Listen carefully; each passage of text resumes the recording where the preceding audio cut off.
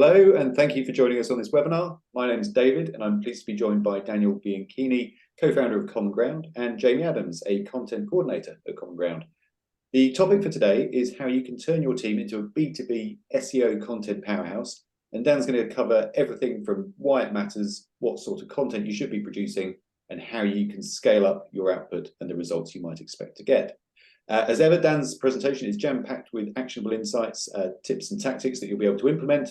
To keep everyone engaged, there are going to be some polls that we run throughout, and we're hoping to have some time at the end of the webinar to run through any questions that you may have. If you do have any questions that you'd like answered as we go through the presentation, then just feel free to type them into the Q&A section, which should be visible at the bottom of your screen. The webinar, if you didn't hear the announcement at the beginning, is being recorded, and we'll send everyone a link to watch the recording and download a copy of the slide deck after the talk today. Dan, I know you've got a ton of stuff to cover, so I'll hand over to you. Well, thanks very much, David. Hello and welcome. In this webinar, I'm going to talk through how your business can become a B2B SEO content powerhouse. Before I get started, I wanted to do a really quick introduction to who I am. So as David said, my name is Daniel Bianchini. I've been in digital marketing for over 16 years with a key focus on SEO. Throughout the years, I've worked with hundreds of businesses focused on driving leads and customers. I think what's really important to share in this particular webinar is I started my digital career, shall we say, in-house, working on both B2C and B2B companies before I crossed the divide into agency. So I can see and understand a lot of the issues and pain points that you guys will probably be feeling when it comes to content. In 2018, I co-founded Common Ground with Matt Taylor. We basically decided that we wanted to build an agency where we can function and perform digital marketing in a most simplified way by consistently delivering the 20% that matters to unlock business growth. So ultimately, what we were looking for is to drive leads via SEO, PPC, and content. Over the years, we've worked with a vast array of brands and B2B businesses such as yourselves, and different sectors, different industries. So we've got tons and tons of knowledge, and that's just something that we really wanted to share with you today. I'm lucky enough to bring in a member of my team, Jamie Adams, who's a content coordinator. He's going to be here to answer any of the questions throughout the webinar that you may have about anything that I'm saying. So feel free to drop them in to the chat, and we'll answer them as we get going. Okay, so that's enough about me, enough about Common Ground. Let's start talking about exactly what you're here to think. And the way that I wanted to start this webinar is talk about the problems that I see with B2B content marketing. And as I said, I've worked in-house. I get the issues that I see from working in-house, the problems that I had to go through when trying to get things signed off and things moved forward. But I've also seen it now from an agency perspective, where as a company, we've gone in and tried to support businesses to drive leads and revenue growth through content marketing. And there's key problems that I consistently come up with. And I think these are some of the ones that you see as well. So the first one is a lot of the content that's being created is not focused, okay? There is no real objective to the content that you're actually creating for the business, for the website. There is a lack of time and effort being applied. We know we need content, but there's just no time, and there's just, to be honest, we just don't put the effort in that we feel is required to push the content forward. And in most cases, whenever we're auditing a website, we see content being created just for the sake of it, where a business or a business owner is saying, we need content, oh, we better write one blog post per week. We need to get that out. It's just being created, it's just being pushed forward. And it's essentially, we're just creating it for the sake of it. There's no objective. And what this leads to, these common issues, is results where you see flat line traffic, you see no growth. In some cases, you see a decrease in traffic. You've done all of this hard work and actually your traffic's going down. You're like, what the hell's going on? How can I be driving all of this effort and reward and stuff like that, and I'm getting nothing in return? You see flatlining your rankings, and you're expecting to be targeting all of these keywords. So you start to see this up to the right trajectory, but it's not happening. Similarly, with rankings, they could be decreasing. You've done all this work, all this effort, and just your rankings are just decreased. They just flatline. They're just not doing anything. So I'm hoping this is where I mean, we understand it's not your fault. Okay, it's from experience. And as I said, knowing, being in your position, we can see that's not always your fault. Sometimes you're being asked to hit an objective. You're being asked to achieve a KPI. But then they say, actually, you can only do it with one hand tied behind your back. You have limited resources. You could be a team of one, and you're being asked to do all of this information. You could have limited time. You're not only doing content, but you're doing email, you're doing SEO, you're doing PPC, you're doing other marketing channels. But you've got to get your content right. You have limited budget. So your boss has said you've only got £10,000 to spend this year, and you need to split that across the entire marketing thing. And in some cases, not all, but in some cases, content is not actually your expertise. You've been brought in as the marketing manager, the digital marketing manager, communications manager, whatever it is, and suddenly content is ended up on your lap. So in these cases, it's just not your fault, okay? You've had these experiences, you've got these recommendations and these issues that you need to deal with. And hopefully this is where we come in. Over the next several slides, I'm going to talk to you about how, using our framework, you can become a B2B content powerhouse. And these are some of the areas that I'm going to cover. So firstly, do you have an organic opportunity? Very important to understand whether this is actually a thing for you. Have you identified the right keywords? And are you doing the right keyword research? Then, how do you create content at scale? Do you have the right goals? Do you have the right framework in place? Do you have the right team in place? And then finally, and something that gets forgotten about a lot, is then once you've created the content, how can I distribute it? It's not a case of you just build it and people will come. It's a case of you build it, then you need to promote it, and you need to make sure that you continuously promote it. So these are the 4 things that I want to go through on this webinar so that you can see results like this. So this is a client of ours where we took them and they had 7 years of organic growth. Within 12 months of working with us, we saw 677% organic growth, and it's constantly going up. And whilst I'm only showing you the keyword trend, because I'm unable to show you the traffic and the revenue, this has related to increase in organic traffic, intent of high intent traffic as well, but most importantly, an increase in revenue. And that's something that I'm hoping that you are all going to get from this particular webinar. Okay, so before I get into the framework and go through the output and the 4 points that I just mentioned, I want to highlight some of the benefits that content marketing can have for your B2B business. So during my research and whilst I've been putting this together, I come across these statistics, and I thought it was really important that actually we highlight these to you so that you can utilize them when you go away and talk to your managers and your C-suite level or the purse string holders, and you say, look, 77% of B2B customers say they research a product thoroughly before making a purchase. And of those, 71% say that the first place they look at is search engines, which is huge, right? So lots of people are, when they're out there, they're going, oh, I need a particular product, so I'm going to go and do some research. I'm not going to go and just phone somebody up. I'm going to do my research, and they go to a search engine. Now, what the search engines produce? They produce the results, and those results are presented from content. So whether that's webinar content, whether that's written content, whether that's product, whether that's services, whatever that may be, it's all around content. So that's really specific and really important for you guys to understand. The other benefits that we see here is that improving your content, making sure it's the best it possibly can be, is going to improve brand visibility within the search engines. That brand visibility will provide you brand awareness, which will increase your organic traffic and have a higher intent. The thing about having higher intent users is that those higher intent users are more likely to purchase and be interested in the services or products that you're offering. So therefore, you've increased your visibility, so you're starting to take market share from competitors. You're driving higher intent traffic with a more of a probability to actually inquire, generate MQLs, SQLs, opportunities, and increase the number of leads, essentially driving you further revenue.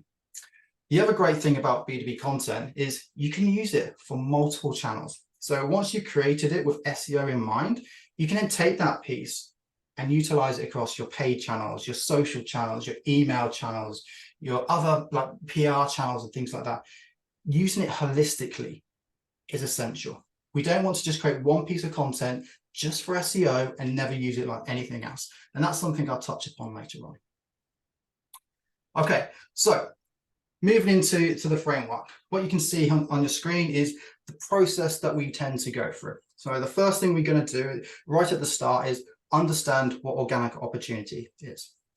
Once we've understood and whether we have or have not got an opportunity, determines whether we go into the content goals.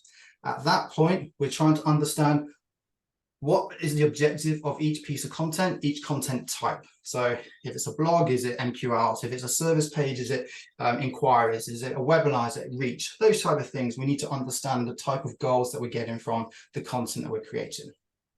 We're going to touch upon keyword research. I appreciate that this is something that you will all be doing, but there's 3 ways that I do keyword research, or we do keyword research here at Common Ground, that I just wanted to pull out and talk about, because that's key when you get into content production. Content production is not necessarily just about the written form, though in this particular webinar, that's what I'm going to talk about. There's all different types. There's the videos, there's the imagery, there is the webinars, the slides, etc., and how they can be utilized. We then finally get into content distribution, and content distribution is a whole webinar in itself and something for a bit further down, but I touch upon 4 or 5 different channels that we utilize significantly when we utilize our content distribution. So let's just talk about organic opportunity and what does this mean? What I'm trying to understand here is, are people searching for your product? Are people searching for your product online? Or are you in a business where actually what's going to happen is they know that they need a particular product, they're not going to search online, they're just going to pick up the phone, and therefore they will bypass all of the online opportunity. It's really essential that we know this, because there's no point putting our all of our eggs into content if no one's going to search for it. It's just a waste of your time. And that's where it comes on to determining whether the rewards are greater than the effort. Okay, so this slide and a few others, I'm just going to talk about the main key things that we look at when there is an opportunity. So are the rewards greater than the effort? We don't want to put all this effort in if we're not going to get anything off the back of it. It's just not worth your time, it's not worth the budget investment, and you'd rather put the time and effort into something that is going to get you a reward. One other area to identify is there new areas that you can expand into? Do you have a product or service that you're considering launching, but are unsure what opportunity exists? Now, this could be a new product, a SaaS product, and you're thinking, right, I'm going to launch something in the HR software environment. What opportunity exists there? You could be an interior design company and you're looking to expand beyond your segment in terms of like, okay, I'm based in Oxfordshire, so my interior design company is around the home counties. What about if I expand it? What about if I go to Birmingham? What about if I go to Bristol? Is there an opportunity there for me? So that's something that you'd want to look. For other countries that are expanding into new geographies, new territories, you might want to say, oh, I want to expand my HR software company into the US. What opportunity is there? What competitors exist? What value am I going to get? So that's something that's really, really key to see. With the opportunity, you need to understand what extra support is required. So if there is a huge opportunity, are you going to be able to do this all on your own? Or do you need to find external resource, internal resource, support, anything like that, where you can say, to do this, I need A, B, and C to deliver it. So that's something you need to consider. But one thing that I think is really important at this point, when you look at the opportunity, is you can talk the same language as a C-suite. And this can then lead to unlocking additional budget. In some cases, like you may get, and I used to get this a lot, is if I spend this with you, Dan, what am I going to get in return? By understanding the opportunity, what we can do is say, if we deliver X amount of traffic with X amount of conversions, we anticipate this type of return. And then you can start to do the maths backwards. So what I'm going to do with the next couple of slides is show you how we do that, and hopefully how that can support you in terms of opening and seeing the opportunity that exists. Okay, so here's a slide. What you'll see here is your current activity. Now on this slide, before we see of what opportunity exists, we need to know where you currently are. So this is an activity for a B2B company. And what we're saying here is over the last 15 months, they've increased traffic by about 20%. Okay, so we've predicted over the next 12 months that if they continue doing the same, which is not a lot, they're going to see a standard growth of about 20%. Okay, we've then added into that what conversions would look like and what revenue would look like for them. The way that we've done this is we use their organic metrics, internal average order values, and a lead to sale metric as well. What we're saying here is if they drove 10,000 visits over the year, they would achieve 427 conversions and generate roughly about £1 million worth of revenue, which is not bad, right? That's not too bad for a B2B company. However, the next slide, when we look at the opportunity that exists, we can start to see that looking at competitors, there's £5 million worth of revenue left on the table. There is 40,000 monthly visits left on the table that this business can go after. That's an increase in 2,000 conversions. So the way that we work this out is we look into your organic traffic previously, we look at competitors and where they're ranking and where you're not ranking and the opportunity that exists there. We then use maths and calculations, our experience, and we project what we would expect them to see if they were to generate an increase in organic traffic over a period of time. Now, we put this over a 12-month period, but the likelihood is, unless they've got unlimited budget, this will be over a prolonged period. But it allows me to go to a business owner or you to go to your C-suite and say, hey, I need X amount of money because I feel that I can generate £4.9 million worth of extra revenue in B2B, B2B visibility, revenue rankings, etc. So this is really important. This also allows you then to go, but to deliver this, I need internal resource, external resource. I need this kind of budget to start to talk around how we can implement this over a period of time. Now, there's rules of thumbs in terms of what we want in terms of the budget. So you might go 5-to-1, you might go 10-to-1, depends on how you like to work. But it says to me that for 4.9 million, if you were to get a £500,000 to £1 million worth of budget to achieve that, then there's a big return for your B2B marketing. So this shows us the opportunity. This means we can continue. We've got a great opportunity to go forward and create content. Great. Thanks, Dan. So I've just triggered the first poll for everyone to take part in, just to make sure everyone's still fully engaged. And the question is, do you know the size of the organic opportunity for your business? And whilst Dan's just taking a quick sip of coffee, Jamie, I'll bring you in and just sort of ask, in your experience dealing with your clients, how many of them do you feel have a sort of a strong sense of the size of the organic traffic opportunity that is presented to them? I would, to be honest, I would say it would be on the lower end towards no, because if you think about clients, they might understand, if you look at any surveys recently on businesses, clients understand the importance of organic traffic, but they don't necessarily understand the potential of it. So you get a lot of cases of clients just writing content or creating content for the sake of having content existing, thinking they'll get organic through that, but they don't actually know what to do with it or where to put it, which is, yeah, why people like us come in. And I suppose that's where you want to start creating those opportunities, and understanding how far you can go is the quickest way to do that. So I'm expecting a no, I think. Yeah, well, you're on the money. So I'll end the poll now and just share the results for everybody. But you're absolutely right. It's 87% of people responding said no, they don't actually understand the organic opportunity for their business, with 13% saying yes, they do. Cool.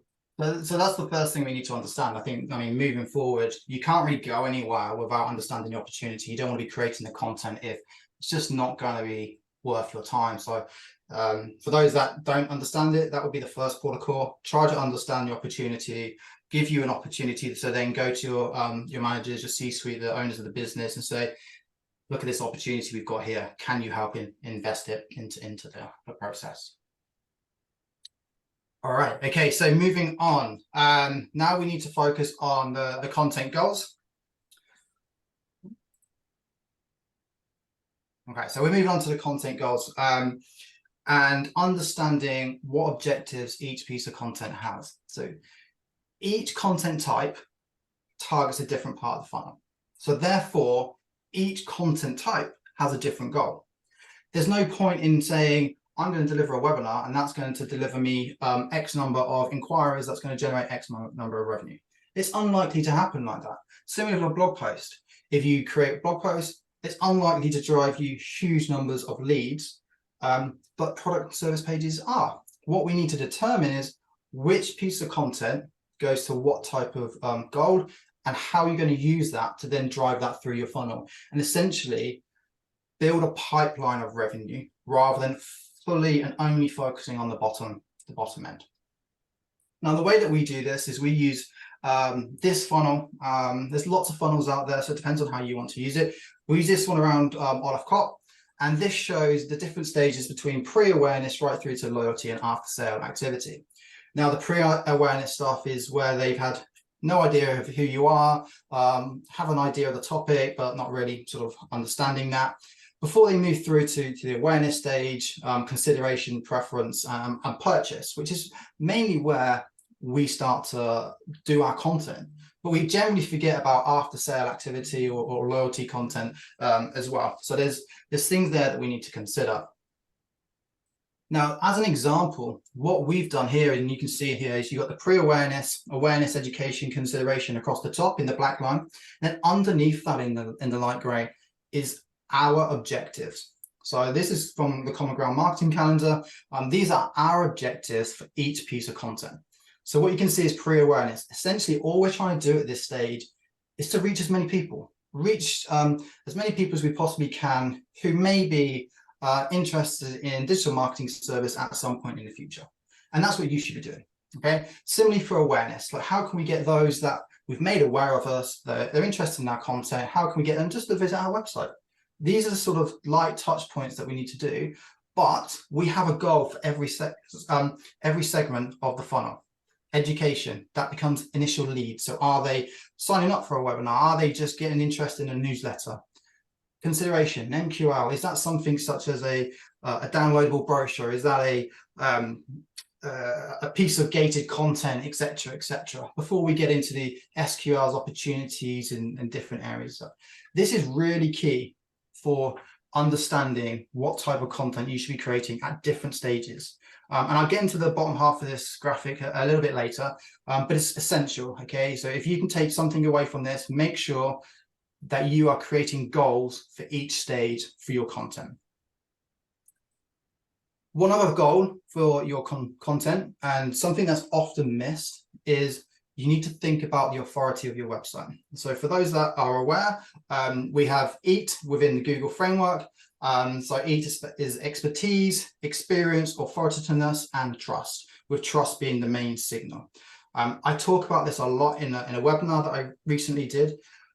There's a link at the bottom, but what you need to do here is show your authority to your users, to the search engines, to make sure that when you are creating this content, and you are going to be creating quite a bit as you go forward, and you can use this framework, you want to show your authoritativeness. You want to be the authority in your industry. You need to show your expertise in this industry as well, and your experience. But most importantly, you need to show trust to your user, to the search engines, to ensure that that visibility of your website continues to go up and it doesn't go in the opposite direction. So if you have some time, I recommend taking a look at the webinar that I created last month. There's a link there. I'm sure you can find it on the website too. Okay, hopefully everyone can see poll number 2 now as well. So content goal documentation. Have you documented the goals for your content types at each stage of the funnel? I think there's a slightly negative set of responses from the previous question. Jamie, are you hoping for more people to say yes this time? I would be hoping for it, but I don't know if that would be the reality. I think unless you are an experienced marketing expert or specialist in a specific field within, I suppose, if you consider the awareness, consideration, decision-making stage of a funnel, or journey, there are multiple different types of content or even steps that need to be taken. I think it's very unlikely that if you're at an earlier stage of your business, or if you're at a higher, even an executive level, where you have people working for you in terms of these positions, like a marketing specialist, I don't think you would have a record of every single documented goal. I hope I'm wrong, but I think it's very unlikely to have a documented goal for each type of funnel.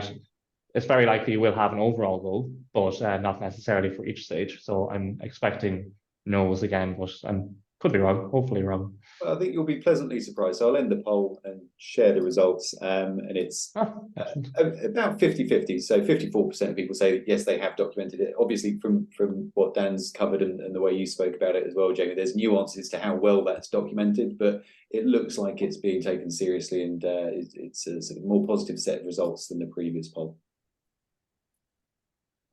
That's really interesting. I think I was along the lines with Jamie. I wasn't expecting as many. So that's really great to hear. And I'm glad that businesses are documenting these goals and ensuring that we can refer to them when we're creating our content. Because it's essential when you start to create this content. It's like, well, why am I creating this content? What's the objective of this particular content? And we can relate it back then to our documentation and stuff like that. So perfect.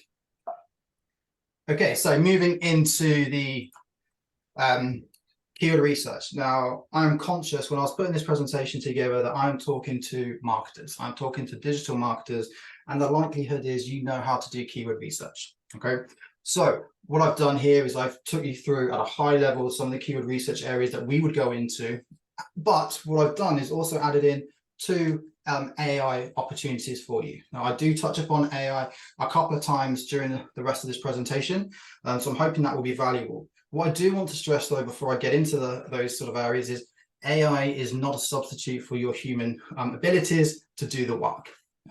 It's there to support and to help take away some of the legwork of data collection or mundane sort of stuff. Just something I wanted to stress, and I will stress that again as we get into the content creation. I know that people are really keen on just driving content through AI, but I just think it's going to get to a race towards the bottom, towards the end. So moving into keyword research, the three key areas that we do when we look at keyword research, and this goes back into that opportunity analysis that we sort of talked about at the start of this, is existing pages. So people tend to miss out on existing pages. That's keywords that you're currently ranking for. Okay, people tend to move away from that and just go, oh, I want to build a nice shiny new page, but not look at where you're currently ranking. There's gap analysis in terms of, okay, what opportunities are there that you're not ranking for, but your competitors are, and it's relevant to you and you should be targeting. So what opportunities are there? And then if those two areas don't provide us with what we need, then we would go away and do some bespoke keyword research as well. Try and tap into other competitors, but we use like audience, we look at PAAs, we look into FAQs, we look into all of these other areas as well to really come up with the best possible list that we can do, and then we can start the segment and bring them together. Things to consider when we're doing the keyword research, and I'm sure you're all aware, but things like keyword intent. Like, what type of intent do they have? Are they top of the funnel, so how-tos, educational sort of keywords where people are just trying to understand or get some more information? Or are they more bottom of the funnel, purchase, consideration type keywords? And that's sort of things that we want to identify as we're going through the keyword research. Other things to consider when you're doing your research is, what's the SERP intent? So let's take HR software as a term. It's bottom of the funnel. It's a term where people, if they're typing that in, are likely wanting to purchase HR software. Now, if you go into the SERP, into search and result pages, you type in HR software, you're going to get a mixture of product and service pages, and more recently, aggregators. So you're going to get things like G2s, the Capteras of this world that are also getting into that sort of thing. So are you going to be targeting those type of terms? What sort of content should you be creating for those type of terms? If it's the bottom, is it a product? Is it a service? Is it those type of aspects? Or if it's is it a blog, if you're doing higher top of the funnel? Is it a video? I mean, is there more video being produced by the search engines? Different things like that you really need to understand. We look into keyword difficulty as well, whilst we utilize metrics like SEMrush and Href and things like that, we also look at it from actually what can we visually see on the SERP. So if we're looking at a the SERP, and let's just take HR software again, can we feasibly outrank a G2 or a Capterra? Is that going to make us deliver more sales? Is it going to allow us to really put our budget in the right place, or should we be targeting different keywords where there's further opportunity? So we want to make sure that we can actually deliver upon what we need. Further to that, cost per click, search volumes, etc. You always need to look at. Please don't ignore low volume search terms. Sometimes you'll see a 0 to 10 or 0 sort of search volume. You go, oh, that's rubbish, not big enough for that. These are some terms that actually deliver the highest intent. So look into your Google Search Console, try to identify whether that's a topic that you can talk about if you cluster 4 or 5 low volume search terms together into a piece of content. And then obviously look into trends, Google Trends. You've got lots of different tools out there. Brian Dean's got a tool as well, Exploding Topics, that could really help you in terms of identifying trends if that's something that your market has and wants to look into. So I'm just going to touch upon the existing pages a bit further in the gap analysis before I sort of talk about AI and how we can use that. So in terms of the keyword for existing pages, as I said, when we work with any businesses, B2B or otherwise, we always look at the opportunity for keywords that you're currently ranking for. There are hundreds, if not thousands of keywords that you're currently ranking for that you could improve pages for and start to increase visibility fairly quickly with less effort but higher impact. What really frustrates me is when we go into a business and they say, oh yes, we're looking forward to you building all of this brand new content, look at all these opportunities over here, and it's like, that's great, but you want to start to see some opportunity, you want to see some progress, you want to see that pretty quickly. The best way of doing that, look at your existing content, look at your existing rankings, and where can we take tools, keywords, pages from page 2 onto page 1. That's going to have a big boost in traffic, big boost in conversion rate, and that will have a high impact turnaround. If we started anywhere when we're doing the content, this is the first place. This is the one that's going to get you that impact, something that you really need to see, and then you can showcase that back to your bosses. Alongside this, the way that we tend to have this is 2 streams of work going alongside each other, but it does depend on budgets, availabilities, things like that, and it will include your resource, how much internal resource you have. But keyword research for the gaps. So as I said, when we're looking at our opportunities earlier in the opportunity analysis, we look at your competitors. Where are they ranking? What opportunity is there for us to steal the market share, to drive new traffic, new revenue, new rankings from those terms? And essentially, we're stealing their market. On this example here, you can see that one of the businesses has a huge opportunity. Okay, so there's huge amount of keywords that we can go after, 122,000 keywords. Whereas the prospect in here is like, I've only got a few thousand terms. It's like, well, there's your opportunity. How many of these are relevant? How much of this traffic can we go after? So there's a treasure trove of opportunity, and then we need to bring that into our analysis. Once we have all of this, you have a massive list in your research and your keywords. It's about how do we map them to the funnel. Okay, so I've used a smaller funnel here, where you just got top of the funnel, middle of the funnel, bottom of the funnel, and we sort of have the awareness stage, as we talked about earlier in the Olaf Kopp one. We have the evaluation, and then we have the conversion area. So what we want to do here is almost like cluster our content. We want to show all of our intent and all the opportunities, but that is time consuming, right? That can take a lot of time, a lot of man hours to go through. So this is where the first AI opportunity comes in for everybody, is to how do we classify the search intent? So I've used ChatGPT. We use that quite a bit here at Common Ground. Jamie is the master of ChatGPT here. So some of these will be from him. Essentially, what we're trying to do is allow AI to do some of the legwork. So we use this snippet. You can steal it, you can borrow it, take it, edit it. You go into ChatGPT, you copy this here, where it says classify the search intent, commercial transactional information for the following keywords, and put it into a table. What that will do, and obviously you need to replace where it says keyword 1, 2, 3, and 4 with your keywords. You can do this as on scale, on sections, depends on how you want to go about doing this. Put it in, hit run. What you should get off the back of that is then a table of your keywords on one side, and what they see is its intent, whether it's in commercial, transactional, or informational. You can then simply copy and paste that into your spreadsheet, and then you've got your intent. Fairly simple, saved you hours of work, hours of legwork, and that can do something, which is a positive, right? To talk about efficiencies, I'm really keen on that.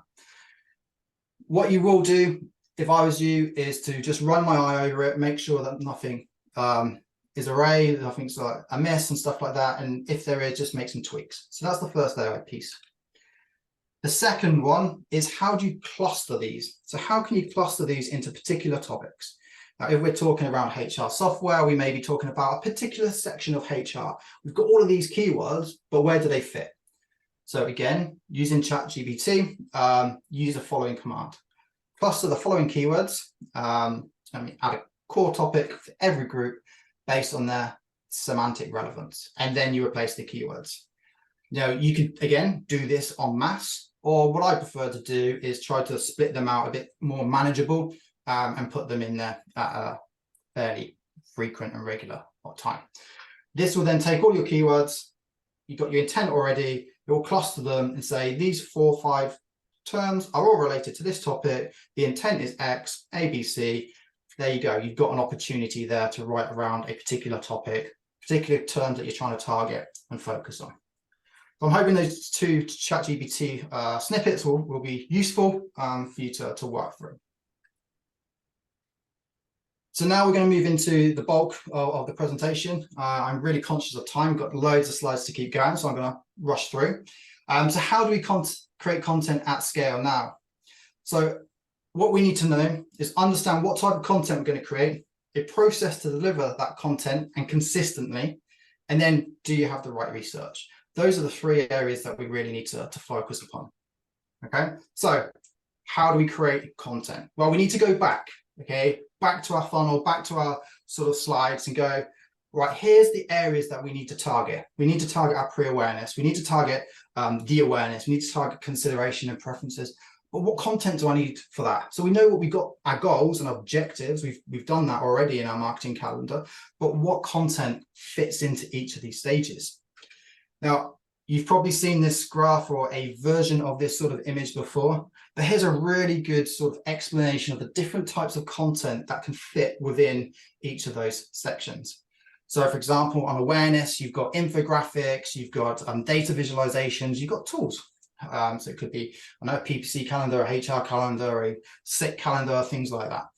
In consideration, you can do quizzes, FAQs, you've got presentations, you've got widgets, you've got webinars, this type of stuff. And it ranges them from regular content, so fairly low effort, to low effort with, mid to decent impact, to big bang content with lots of effort, but a lot bigger impact as well.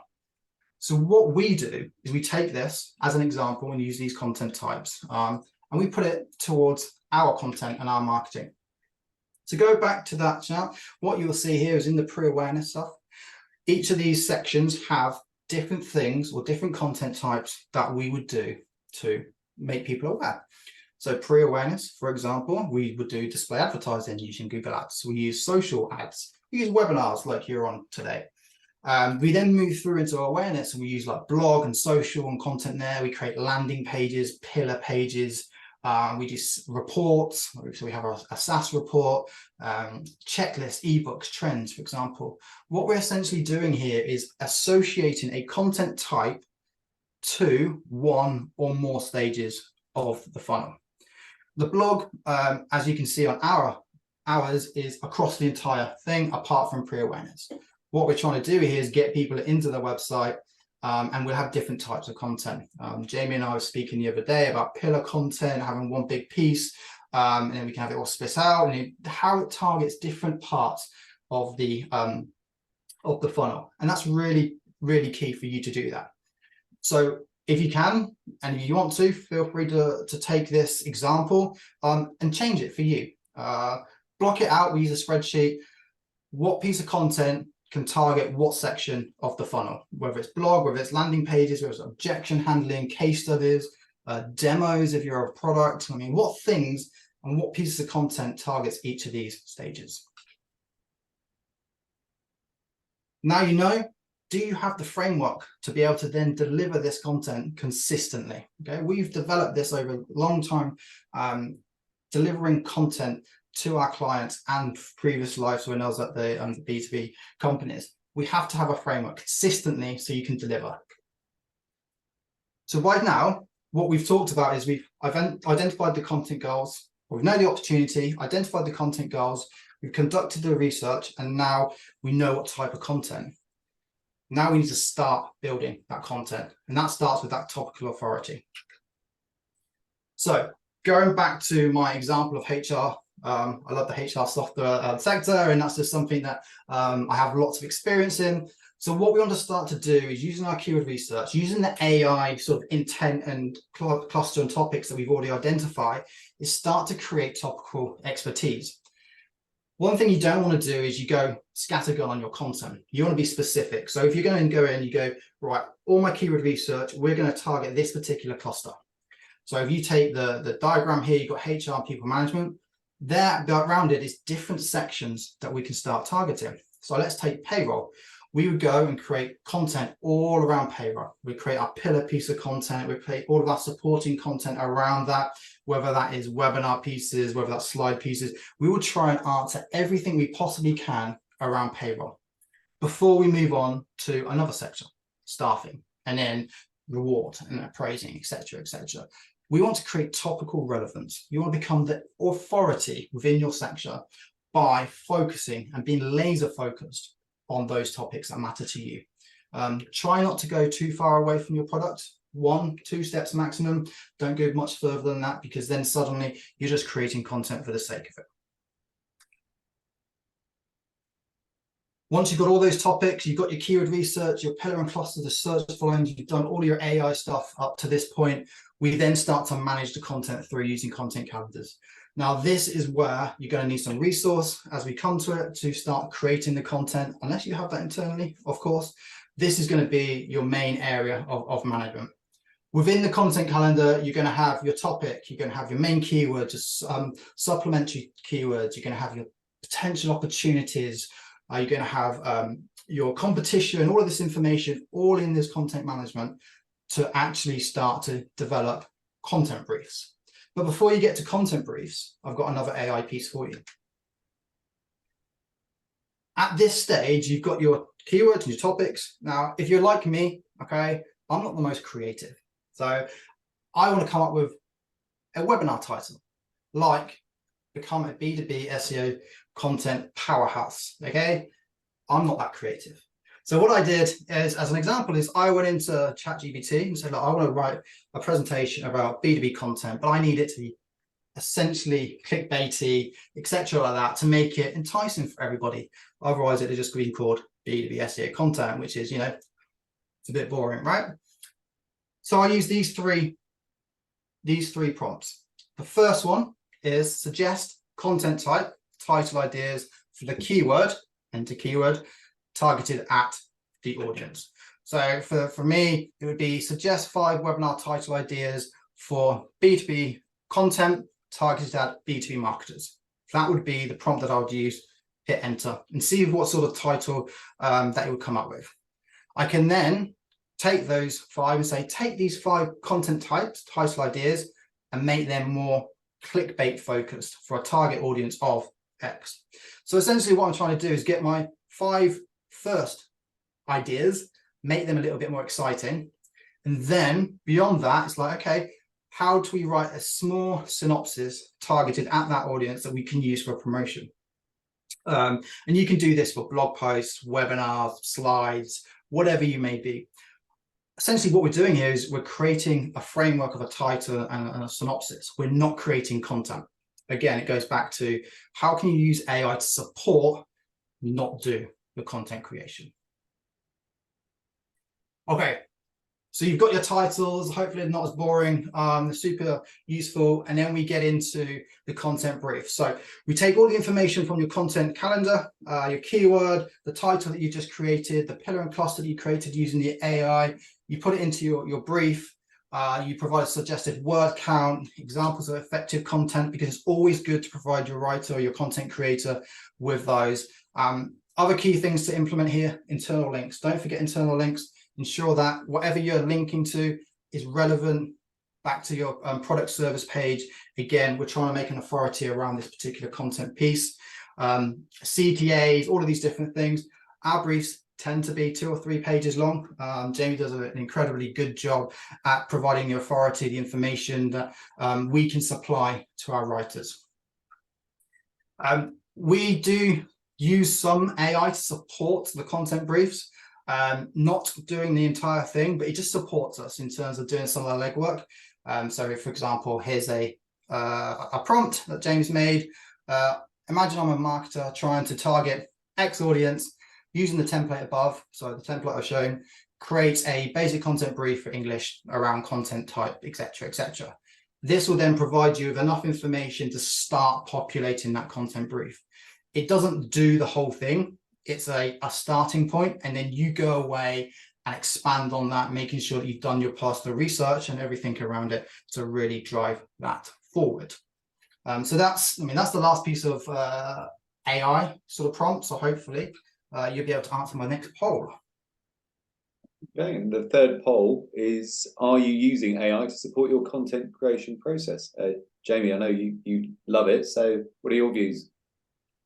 Love is a very strong word, but I would be expecting at the very least 50-50 here, if not a resounding yes, because from what I can see with our clients, everybody's interested in it. It's definitely been the go-to tool. If you consider the likes of ChatGPT, but not even just that, there are many other tools that like maybe are paid, and a lot of businesses are building a lot of their production off of it. But I suppose, as Dan has very thoroughly covered, it's an enhancement tool. It is very much not for creating original pieces. The very nature of ChatGPT, for example, is that it exists with all the knowledge of the internet, not even to date, up until December 2021. So that is fantastic for creating best practice, like a title that's snappy, it knows exactly what works, but by its nature, you can't create original content with it. What it has been fantastic for is the kind of idea generation and creating a more streamlined process. We've managed to cut our brief production from at least an hour per brief to anywhere between 10 and 30 minutes. So at worst, we cut costs and time in half in that regard. It's a great kicking off. I think once you know how to use it, it's absolutely fantastic. I hope that everyone is using it properly, because once you can make the most of it, you can really cut those like administrative tasks around the content creation process. And that's where you can spend a bit more time and effort on the actual creation of original, fantastic content. So I'm expecting a yes, but maybe it could be 50-50 at worst. You'll be pleased to hear it's about 2/3 people saying yes, they are using it. I can only imagine that figure is going to increase rapidly in the future. Excellent. I mean, it'd be lovely to understand the follow-up and maybe like how people are using it. Is it just to create everything, or is it to create some parts, or using it and things like that? So that's maybe a follow-up question or a follow-up webinar for another day. So now we've done the keyword research, we've done the topics, we've created the briefs. It's now about passing it over to your content creator. And what that is essentially, whether you have a copywriter in-house, whether you're a videographer, whether you have a graphic person, this is where scale is going to be your limiting factor. Like with all of the AI stuff we're utilizing, it can help you create briefs, as Jamie said, quicker, more efficiently, so you can get stuff done. But when it gets to your content and it's individual and it's human based, that's where you're going to sort of find a bottleneck. So you need to build out a content team that you trust with us internally, externally, that can create content at scale rapidly without reducing the impact on quality, because that's essential, right? When you're creating any content, whether it's video, webinar, blog content, etc., it needs to be high quality content to rank within Google nowadays. So finally, in terms of in this section is once you've got that content, like how do you expand on it? Because you created one piece of content and you don't want to just create one piece of content and go, well, that's it, I've done it. So you need to ensure that you can take that content and expand it in multiple ways. As an example, for this particular webinar, what we're going to do is we have this webinar. We're going to then turn it into an article. We're going to make multiple blog posts of the different segments of this particular webinar. We will do video shorts. We're going to put a YouTube video. We'll potentially do a podcast around it. We'll make multiple social media posts. We use it to our email list, and we'll create a slideshow. So essentially what we've done is we've taken one piece of content, which is this webinar, and we're turning it into 8 separate pieces of content that can then be produced and expanded upon and utilized within our marketing calendar. So I urge you to ensure that when you create content, think of not just one piece, but multiple pieces. How can you expand the content? How can you use it across multiple different areas, marketing and channels, and how we really push that forward? Okay, because this is how, I mean, we don't know our ICP, whether they're going to target, read an article, read a webinar, read a slideshow. So we need to be anywhere that they're going to be. And this is how we do that. Okay, so moving on to the right resource, and this is going to be the key. I'm really conscious of time now, but this is the most key important to creating content at scale and where most companies will fall down. Okay, so these are the roles that you need if you're going to create content properly and if you're going to create it at scale. So you're going to need your product service specialist. You're going to need a content strategist. You're going to need an SEO specialist. You're going to be a B2B content creator. You're going to likely need a designer, because you don't want to just put like a block of text on your website. Content needs to be nice, needs to look designed, needs to look authoritative. You need an editor to make sure that all of that content is then aligned to your tone of voice, your brand alignment, all of these things. So there's a lot of people involved in creating content. And this is where it goes back to, do you have the right resource? Do you have the budget? Is it just you that's creating all of this content? Can you serve as doing each of these roles and doing it properly? In most cases, it's not. So you have to look at your resource. And you've got different options. You've got your internal resource. Can you bring in extra bodies to help you? I mean, they're going to be close to the product. They can be used for an array of tasks. They're bought into the success of the campaign. But there's limitations. There's limited budgets. There's limited time, depending on the overhead costs, management, etc. Do you use freelancers?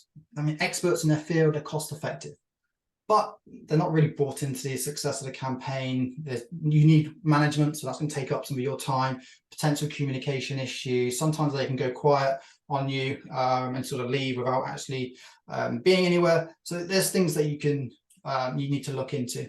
Or you can utilize agencies. So again, experts in their field, scalable, ability to use a sounding board for different areas, that ROI focus, because they're bought into the campaign. But there are increased costs. There's management required, maybe not as much, and it takes a little bit of time to get up to speed. From my side, I'd probably say that you want to look at a mixture of all of them, but it's a business decision. It's down to actually how can you create content in the best possible way to get the best return on investment. And that goes back, opportunity, how much revenue can you drive in by driving X amount of traffic? And then you can start to say, I need X, Y, and Z in terms of my team. Okay, so finally, how to distribute content. I know what you're thinking. It's like, what? I need to promote the content that I've just created. It's like, oh my God, I've done all of this work and I still need to promote it. Yeah, I feel your pain as well. But if you don't promote it, you're just leaving it in the hands of search engines and you're hoping that somebody's going to come and read your piece of content. Now, this is a whole webinar in itself, but I wanted to show you the 6 areas that we sort of cover when we do our content promotion. So again, after this webinar, we're going to utilize things such as paid ads to promote the webinar. We're going to use paid social to push out the report recording, any blog posts, any social media activity. We'll be using email marketing. We'll be doing some organic social. we'll try to acquire links. I think from a blog piece of content, once we've written that, we've got it out there, we want to demonstrate and show that to the world. So we need that to be ranking for terms such as B2B SEO content or B2B SEO content promotion, all of these different areas. There may be some link acquisition that's required to try and push our blog posts up the rankings and get that visibility. One thing I think is not used enough is cold outreach. We have lots of conversations back and forth about this, whether how that feels and how that looks. But essentially, it goes back to that awareness and the pre-awareness. All we're doing is pushing a piece of content. If people don't want to utilize it, read it, etc., then they don't have to. But it allows us to get out and get right at that top of the funnel to show them, hey, Common Ground do digital marketing. Here's expertise. Here's the webinar. Have a read and try and push people down the funnel. Okay. So just to recap, we've got a couple of minutes left. First thing you need to do, organic opportunity. Is there one? If there's not, scrap it, move on to something else. If there is, then move into your content goals. Determine what they are before doing your keyword research. Once you've done your keyword research using some AI snippets that I've provided, get into your content production. That's going to be the big piece. Do you have the resource? Do you have the right areas? I mean, do you have the team to create this? And then finally, but not least, content distribution. Okay. So I've been through it all. It's now over to you. Thank you very much. Appreciate your time. And yeah, any questions? Brilliant. Thank you, Dan. So that was really helpful, and we'll move on to the Q&A section in a moment. What I've just popped on the screen now is our final poll, and it's just a chance really for you to opt in and say, yeah, do you know what, the organic search opportunity tool and process that Dan took you through earlier on. If you'd like Common Ground to provide one of those, now's your chance to request one. So I won't be sharing these results, but it's just an opportunity for you to sort of opt in and say, yes, I'd like one of those. I'd find it useful when it comes to convincing the C-suite to loosen the purse strings a little bit. So I'll close that in a couple of seconds. But whilst we're waiting for the last few responses, Jamie and Dan, the first question that came in fact, most of the questions that came in relate to keywords and keyword research. The first one was, are there any tools that you can recommend when it comes to keyword research? I know you very briefly touched on some of them, Dan, in your presentation, but maybe, Jamie, if you start off with some free or paid options that people might want to explore. Yeah, I suppose what we'd use here a lot, we have Google Keyword Planner, which is always very useful, and that's for a bit more in depth. Provides insights like search volume, competition, keywords. But honestly, you're really just starting off. If you're looking for like seed keywords, Google Trends is always a fantastic tool to use, like really quick, free. If you're looking specific regions, for example, we mentioned like Oxfordshire specifically, if we're looking at home counties, we can hone that in on Google Trends, see if general topics are being discussed. It's quite simple. And then you also have your big ones, the likes of SEMrush, RFs, and SEO Monitor is another one. Doesn't get enough love in my opinion, but not a bad tool. Yeah, there's any number of tools you can use out there. A lot of them are paid, but you can still get a lot of free ones or even trials, and get a lot of kind of non-premium access to some of them as well. But yeah, the likes of SEMrush, RFs, and Google Keyword Planner are really kind of, for me, better ones. Dan might have differing opinions though. Yeah, so just to jump on the one thing I think people don't use enough is Google Search Console. So there's hundreds of thousands of keywords in there that you can find. The problem is you need to try and export them. Google, they will only give you about 1,000 keywords at any one time. So you need to try and connect GSC to Google Sheets, and you can start to export those. You can use things like Supermetrics or any sort of plugin that will link the two. Within there's a treasure trove of terms that you are either not ranking for, that you're visible for, but just not very visible. So you're like page 3, 4, 5, or there's terms that you just haven't come up with. And actually, I can create a real good topic around that and take that across. Other things to consider are, I always get this wrong, but the PAAs in the search results, they also asked. There's things like that, so we can get the questions and answers and things like those. A tool that a friend of mine has created it's called Rank Caddy. It does data dives into your website and stuff like that, as well as do some ranking. So what that does is gives you information around the page, what keywords, what revenue, and things like that. That's really useful and something that might be useful for those with a budget constraint. Great, thank you. The second question that was asked, similar, and again, you sort of covered it a bit earlier, Dan, but it's how you can use ChatGPT to conduct keyword research, and can you even go so far as specifying the target audience and search intent when you're asking it to come up with options? Yes, you can.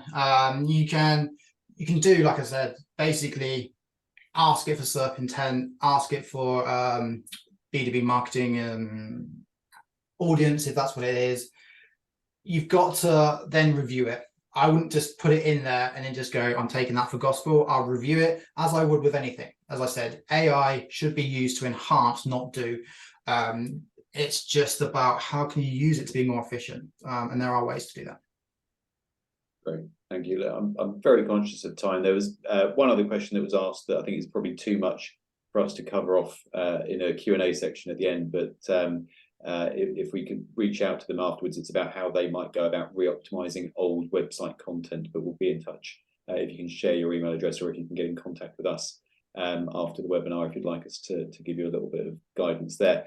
Look, thank you all for your time, and Dan in particular, thank you for your hugely detailed and informative presentation. Jamie, thank you as well for sharing your expertise and just sort of giving some further guidance and taking part in the polls too. I mentioned at the start we'll be sending around a recording of the webinar later on. You'll be able to download a copy of the slide deck, so if you want to refer back to particularly any of the prompts that Dan covered or any of the other information in the slides, they'll be available to you. Just a final point, as you leave the webinar, there's a short exit survey where you can provide a bit of feedback. It's just an opportunity for us to learn about what's working well, and it will also ask whether you'd like to receive an SEO audit of your website from Common Ground. So do take 30 seconds just to complete that as you leave. But thank you all very much for attending. Thank you, Dan and Jamie, for your time, and really hope to see everyone on our next webinar later in the month. Thank you. Thank you.